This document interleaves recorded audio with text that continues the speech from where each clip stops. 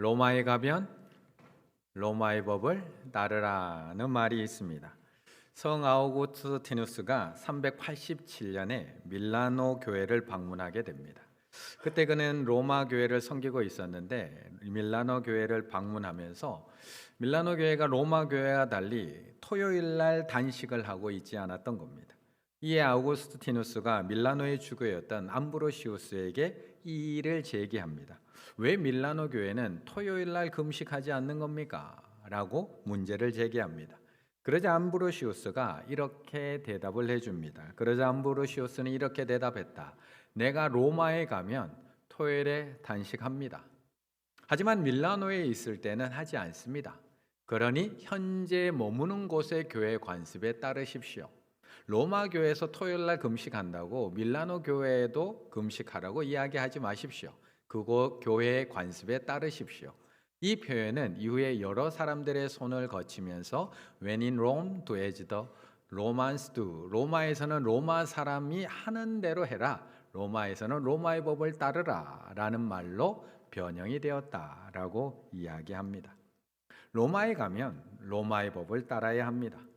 한국과 일본이 거리적으로는 아무리 가까워도 우리가 일본에 가면 일본의 법을 따라야 합니다. 일단 가면 운전대부터 반대에 있습니다. 통행 방향도 우리나라와는 반대로 좌측 통행을 하게 됩니다. 그래서 우리는 나라가 바뀌면 지켜야 되는 법도 바뀌게 되어 있습니다. 그런데 가끔은 우리가 듣기만 해도 조금 당황스럽고 황당한 다른 나라의 법들도 있음을 알게 됩니다.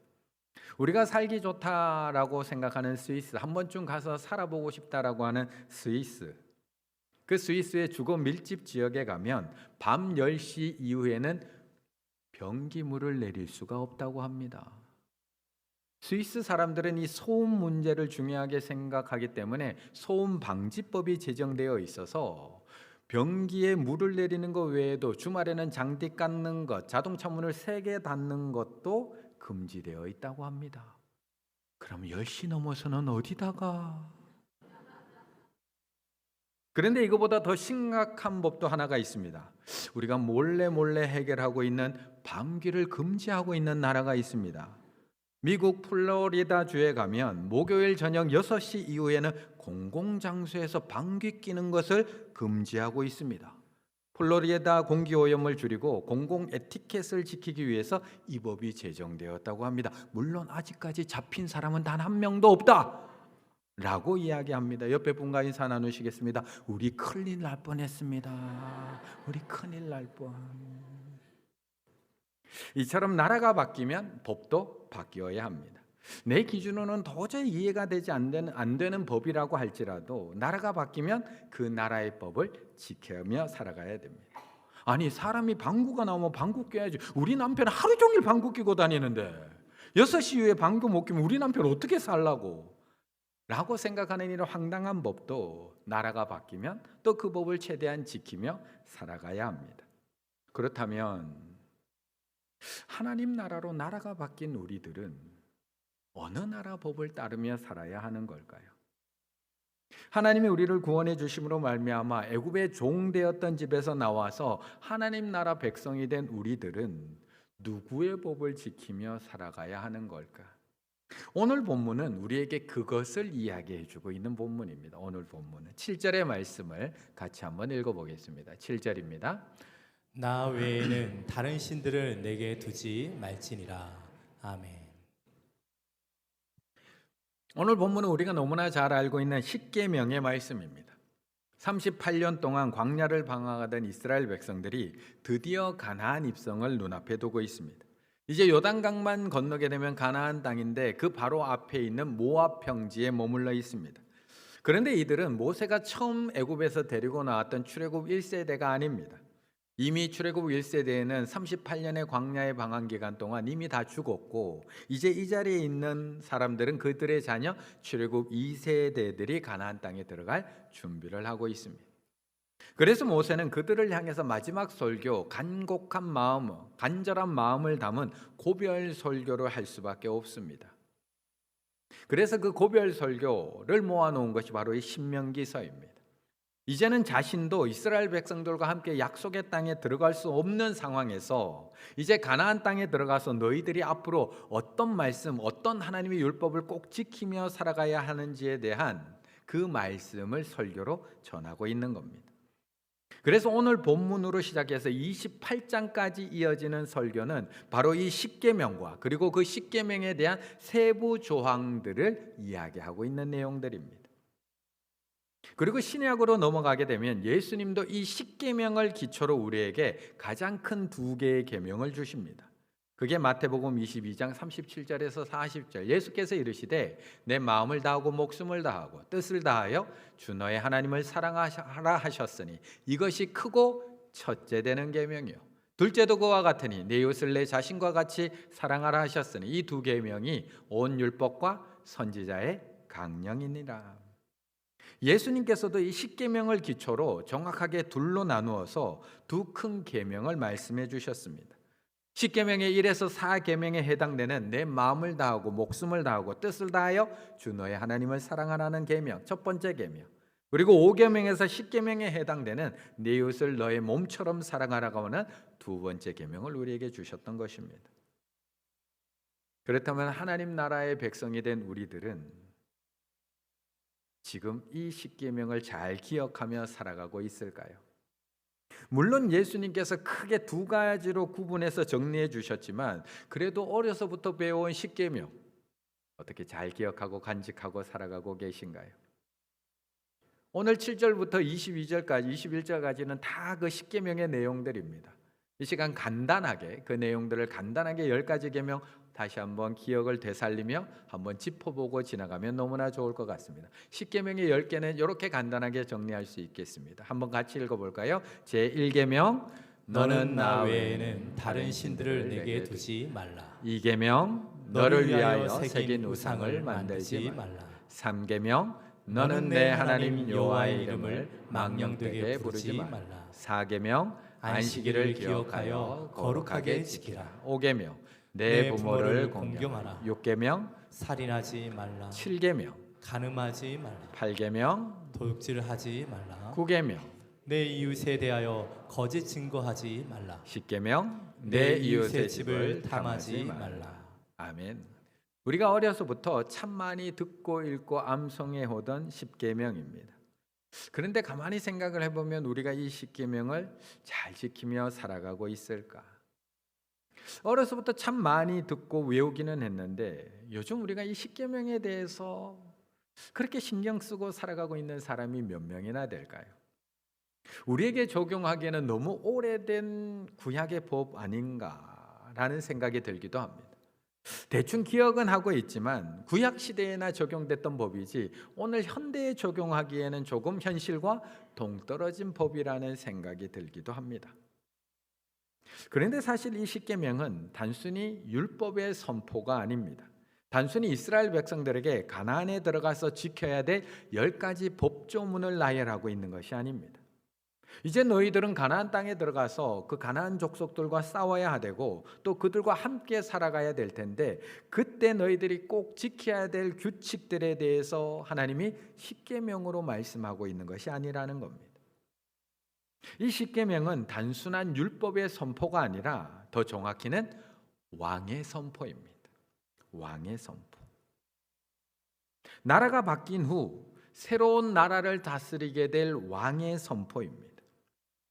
지금까지는 바로의 지배를 받는 애굽의 종으로 살아왔다면 지금부터는 하나님이 다스리시는 하나님의 백성이 되었기 때문에 그 왕이 새로운 법을 선포하고 있는 겁니다.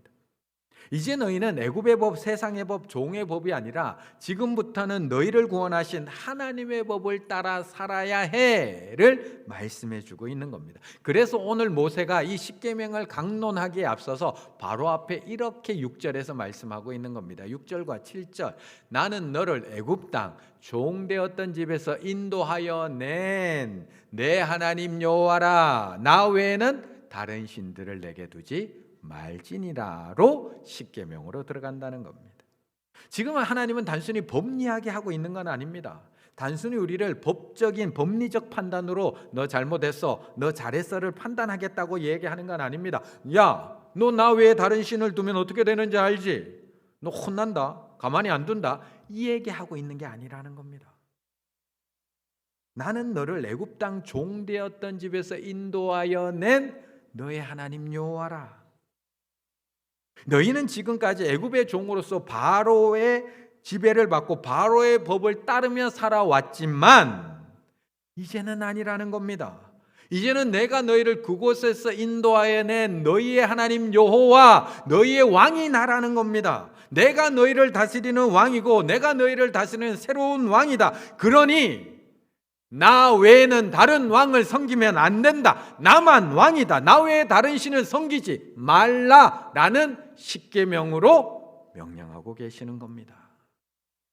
그러므로 너희는 애굽의 법, 세상의 법이 아니라 나의 법, 하나님의 법, 십계명을 지키며 살아가야 한다라고 선포하고 있는 겁니다. 그렇다면 명확해지시나요? 내가 진짜 하나님의 백성이라면 이제 누구의 법을 따라야 할지 이제 조금 확실해지시나요?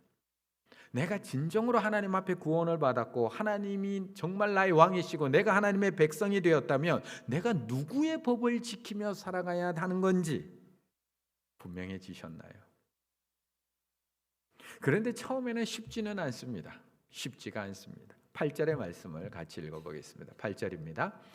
너는 자기를 위하여 새긴 우상을 만들지 말고 위로 하늘에 있는 것이나 아래로 땅에 있는 것이나 땅 및 물 속에 있는 것에 어떤 형상도 만들지 말며. 아멘. 아무리 좋은 환경도 처음에 들어가게 되면 어색하고 힘듭니다.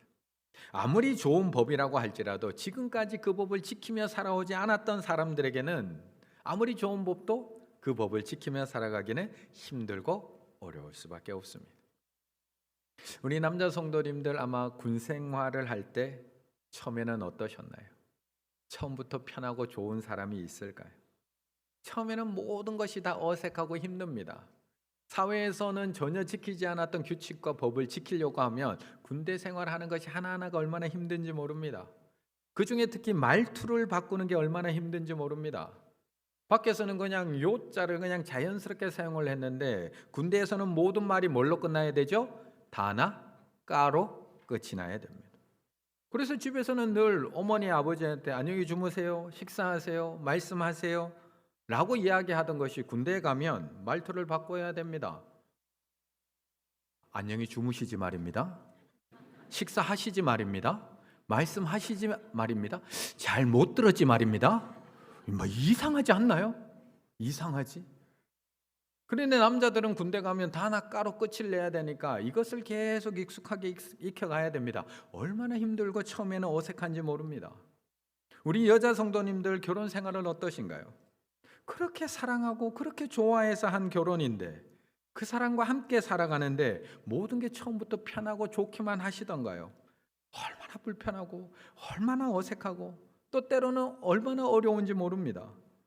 수십 년을 각자 다른 문화에서 살던 남자와 여자가 만나서 함께 살아간다는 것 서로에게 익숙해지는데 1년, 2년 걸리는 게 아닙니다. 처음 1년, 2년은 너무나 힘듭니다. 하지만 20년, 30년 함께 살아가다 보면 서로에게 점점 익숙해지게 됩니다.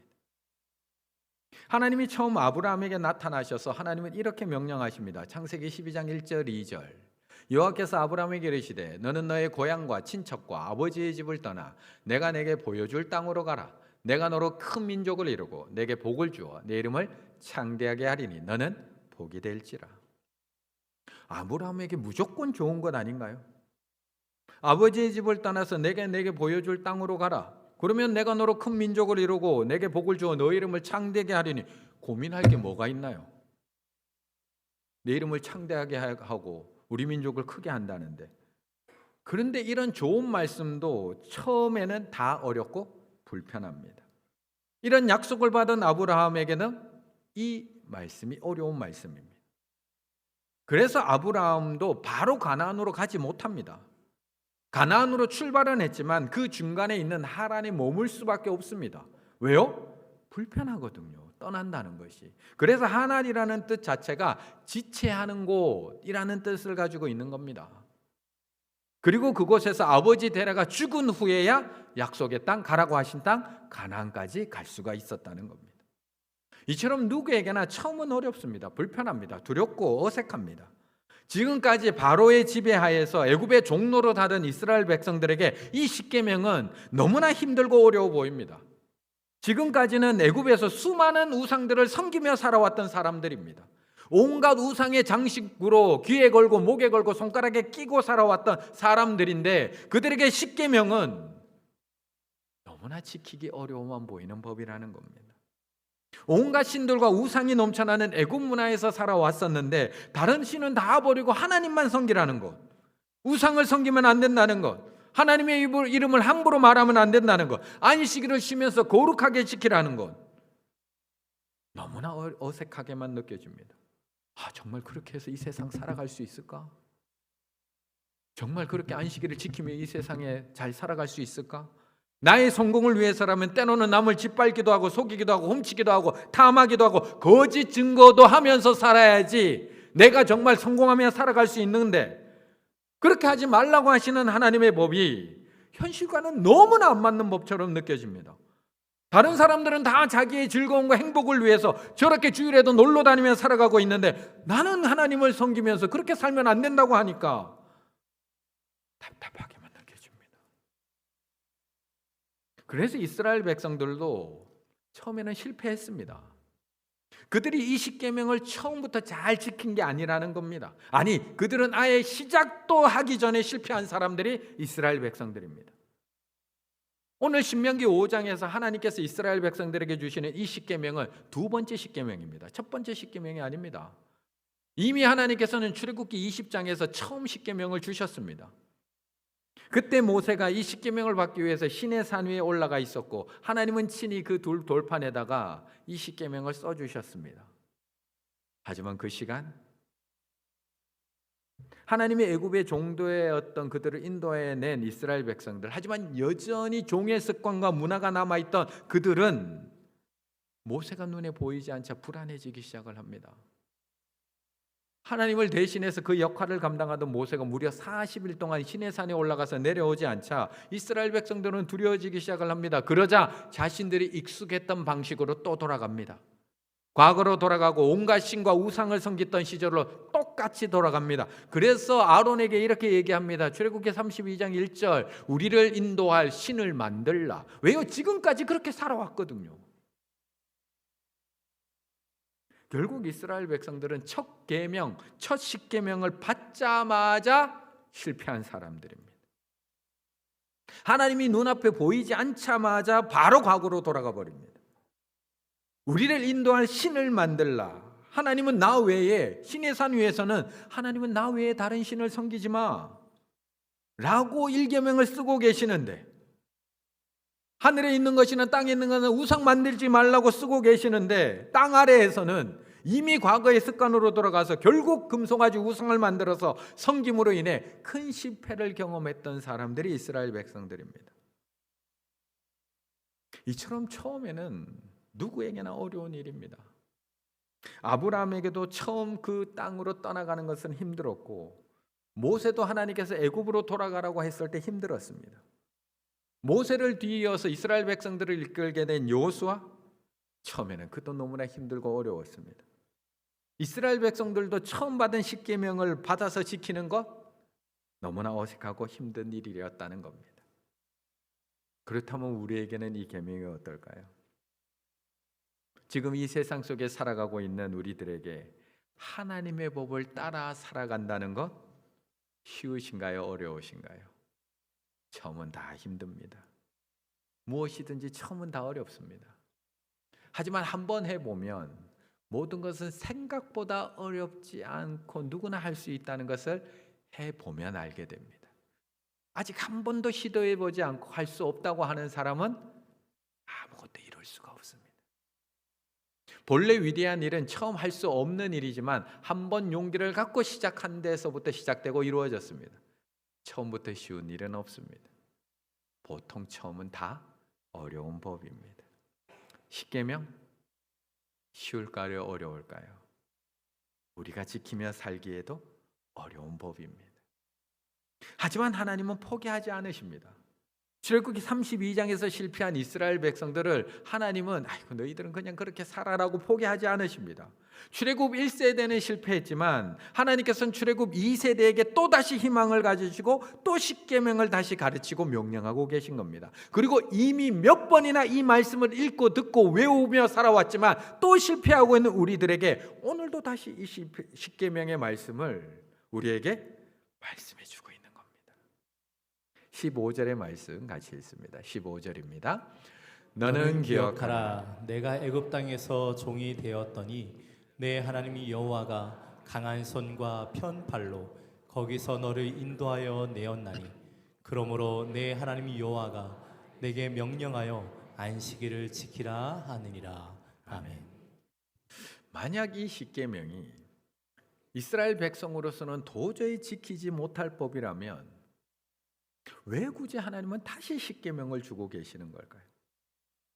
이 십계명이 우리가 도저히 지키지 못할 수준의 높은 수준에 있는 법이라면 이미 한 번 실패했고 이스라엘 백성들도 또 실패하고 있는데 왜 너희는 이것밖에 안 돼 봐. 너희 못 지키잖아. 너는 결국 종으로 살 수밖에 없어. 그냥 증명하면 됐지. 왜 또 이 십계명을 우리에게 주시느냐는 겁니다. 왜? 아니 하나님은 여기서도 멈추지 않습니다. 하나님은 이 십계명을 증거궤 안에 법궤 안에 넣어두라고까지 말씀하십니다. 그리고 제사장들에게 행진할 때 그것을 어깨에 메고 가장 앞서서 가라고 말씀합니다. 거기다가 진을 쳐서 머물 때는 너희들 그 진 가장 중간에다가 이 법궤를 놓고 그 법궤를 중심으로 너희가 말씀 가운데 살아가라고 우리에게 말씀하시며 또 너희의 자녀들에게 이 말씀을 지키게 하라고 우리에게 가르치십니다. 우리에게 능력이 없으면 왜 이렇게 하시는 걸까요?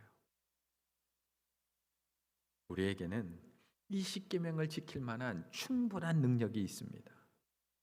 만약에 그게 아니라면 예수님께서 우리를 사랑하신 예수님께서 이 땅에 오셨을 때 율법을 폐기하러 왔지 완성하러 왔다라고 이야기하지 않습니다. 그냥 없애시면 됐지 우리를 위해서. 우리에게 충분한 능력이 있기 때문에 예수님도 이 땅에 오셔서 다시 우리에게 하나님 사랑과 이웃 사랑이라는 두 큰 계명을 주시면서 우리에게 이 계명을 지키며 살아가라고 말씀하고 계시는 겁니다. 우리에겐 충분히 능력이 있습니다. 지금은 필리핀으로 사역지를 옮기신 우리 노경백 선교사님, 얼마 전까지만 몇 달 전까지만 하더라도 말레이시아에서 7년 동안 사역을 하셨습니다. 처음에 우리 노경백 선교사님이 한국에 살다가 말레이시아에 갔을 때는 어땠을까요? 모든 게 쉬웠을까요? 모든 게 낯설고 어색하고 힘들지 않았을까요?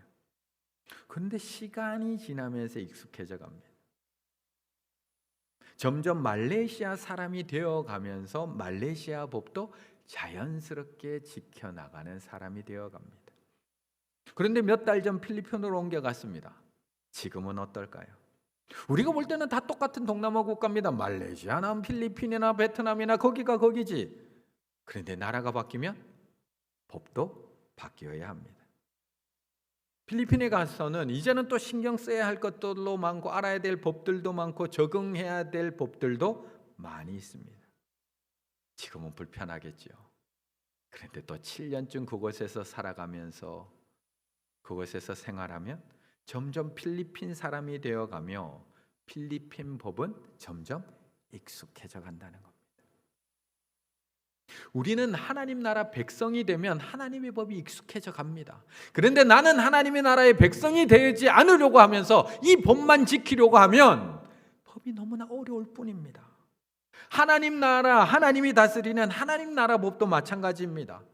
400년 동안 바로의 종으로 애굽의 종으로 살아왔던 이스라엘 백성들에게 오늘 모세를 통해 주시는 하나님의 법은 도저히 이해할 수가 없는 법입니다.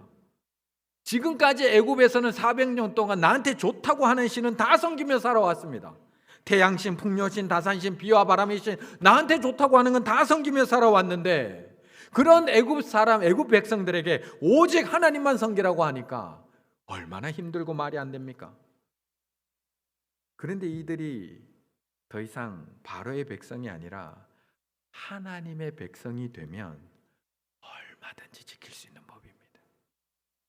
외국인들이 우리나라 들어오면 처음에는 한국의 법이 체계도 어렵고 힘들지만 한국에 오래 살다가 대한 외국인이 되고 나면 이 법들이 자연스럽게 지켜지는 것처럼 내가 나의 나라가 바뀌었다는 것을 인식하고 하나님이 나의 왕임을 고백하며 하나님 나라의 법대로 살아가야 됨을 내가 인정하고 받아들이는 순간, 하나님의 백성이 되는 순간 이 법을 지키기는 그렇게 어렵지 않다는 겁니다.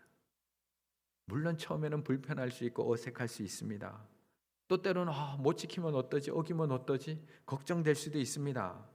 하지만 내가 하나님의 백성이 되고 하나님 나라의 시민이 되면 나중에는 안 지키는 게 더 불편해집니다.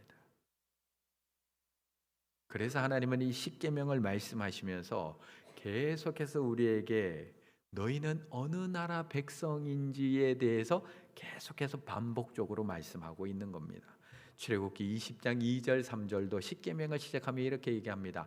나는 너를 애굽 땅 종되었던 집에서 인도하여 낸 너희는 더 이상 애굽의 백성 아니야. 애굽의 다스림을 받는 사람들이 아니야. 내 하나님 여호와 아니라 내가 너희의 왕이야. 너는 나 외에 다른 신들을 내게 두지 말라로 시작을 하고 있는 겁니다. 오늘 본문 신명기 5장 6, 7절도 똑같습니다. 나는 너를 애굽 땅 종되었던 집에서 인도하여 낸 내 하나님 여호와 내가 너희의 왕이야. 나 외에 다른 신들을 내게 두지 말지니라라고 시작하고 있는 겁니다. 그리고 십계명을 말씀하시는 그 중간에 15절에서도 우리가 어느 나라 백성으로 바뀌었는지를 또 기억하라고 얘기하는 겁니다. 너는 기억하라. 내가 애굽 땅에서 종이 되었더니 내 하나님 여호와가 강한 손과 편팔로 너희를 거기서 인도하여 내었나니 내가 너희의 왕이니 그러므로 내 하나님 여호와가 내게 명령하여 안식일을 지키라 하느니라. 너는 더 이상 애굽에 속한 백성이 아니라는 겁니다. 하나님이 너를 애굽 땅 종되었던 집에서 인도하여 내어서 하나님 나라 백성이 되게 하셨다는 겁니다. 다스리는 왕이 바뀌고 사는 나라가 바뀌었다는 겁니다. 너는 더 이상 애굽 왕 바로의 지배를 받는 것이 아니라 이제는 만왕의 왕 대신 하나님의 법에 다스림을 받는 하나님 나라 백성이 되었다는 겁니다. 그런데 하나님의 나라 백성이 되려고는 하지 않고 자꾸 법만 지키려고 하니까 이 법이 어려운 겁니다. 하나님 나라 백성이 되면 법은 자연스러운 겁니다. 일상이 되는 겁니다. 지키지 않으면 불편해지는 겁니다. 그런데 나는 하나님 나라 백성은 안 되고 싶은데 그 법은 지키려고 하니까 짐이 될 뿐이라는 겁니다. 그래서 하나님은 십계명을 주시기 전에 말씀하는 겁니다. 내가 너를 그 애굽 땅 종되었던 집에서 인도하여 낸 너희 하나님 여호와라. 내가 왕이다. 그러므로 왕 대신 하나님 외에 다른 신을 섬기지 말라. 그러므로 왕 대신 하나님 외에 그 어떤 우상도 섬기지 말라. 그러므로 왕 대신 하나님의 이름을 망령되이 부르지 말라. 그러므로 왕 대신 하나님이 너를 입히고 먹이고 지키신다는 것을 믿고 안식일에 평안히 거룩하게 지키라. 그러므로 왕 대신 하나님이 세워놓으신 창조 질서를 따라 내 부모를 공경하라고 명령하고 계시는 겁니다. 그러므로 왕 대신 하나님이 정의롭고 심판하신다는 것을 믿고 살인하지 말라. 그러므로 왕 대신 하나님이 짝지어 주신 아내 외에 다른 여자와 간음하지 말라. 그러므로 왕 대신 하나님이 채워주심을 믿고 도둑질하지 말라. 그러므로 왕 대신 하나님의 공의로우심을 믿고 거짓 증거하지 말라. 그러므로 왕 대신 하나님이 공중의 새와 들의 꽃들도 입히고 먹이신다는 것을 믿고 하물며 너일까 보냐. 이웃의 집을 탐내지 말라 명령하고 계시는 겁니다. 지금 어느 나라에 살고 계십니까? 여전히 바로가 다스리는 애굽에 살고 계십니까? 그러면 십계명이 힘들고 어렵게 느껴질 수밖에 없습니다. 여전히 바로의 법 세상의 지배를 받고 살아가고 있습니까? 그럼 이 십계명 도저히 이해할 수가 없습니다. 어떻게 이렇게 살아? 하지만 우리는 이미 나라가 바뀐 사람인 줄로 믿습니다. 야국강식의 논리와 세상의 법을 지배를 받으며 살아가고 있는 애굽 사람이 아니라 하나님의 법의 다스림을 받고 있는 하나님 나라 백성인 줄로 믿습니다. 믿으십시오. 나는 너를 애굽 땅 종되었던 집에서 인도하여 낸 그 하나님을 믿으십시오. 내가 속한 나라가 이 땅의 나라가 아니라 하나님 나라에 속했다는 것을 믿으십시오. 나는 하나님의 다스림을 받는 하나님의 백성임을 믿으십시오. 그때부터 오늘 우리에게 다시 주시는 이 십계명이 어쩔 수 없이 지켜야 되는 율법의 짐이 아니라 하나님의 나라 백성이라면 자연스럽게 지켜지는 믿음의 일상이 될 줄로 믿습니다. 우리에게 주신 이 모든 계명들이 하나님 나라 백성으로서 자연스럽게 지켜지실 수 있는 우리 충일의 가족들 다 되시기를 간절히 바라겠습니다.